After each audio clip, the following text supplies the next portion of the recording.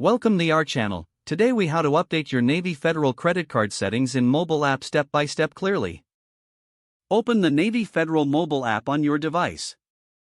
Log in using your username and password. Once logged in, locate the Accounts tab at the bottom of the screen. Tap on Accounts to view all your accounts. Select the credit card account you wish to update. On the Account Details page, look for the Settings option. Tap on Settings to access various options for your credit card. You will see several settings to choose from. To change your payment due date, select Payment Due Date. Follow the prompts to choose a new date and confirm your selection. If you need to update your credit limit, go back to the Settings menu. Select Credit Limit from the options available. Enter the new limit you wish to request and submit your changes. To set up alerts, go back to the Settings menu again. Choose Alerts to customize notifications for your card activity. Follow the on-screen instructions to set your preferred alert options.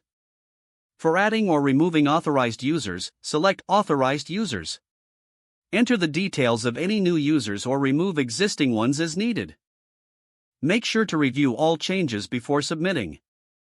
Once you are satisfied with the updates, confirm any changes made. After confirming, your updated settings will be processed.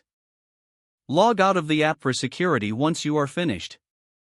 If the page does not load, refresh the browser or try again in a private or incognito window. Make sure you are using the correct. If your password is not accepted, use the reset option and create a new strong password you can remember. Check your spam folder for verification or security emails, then complete any requested confirmation steps. Enable two-factor authentication if available to improve account security and reduce unauthorized access risk.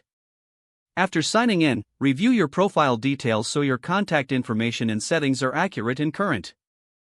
If you see an error message, note it down and try again after restarting your device and internet. Log out when you finish, especially on shared devices, to keep your account and payment information secure. Don't forget to like this video and subscribe to our channel for more step-by-step tech guides.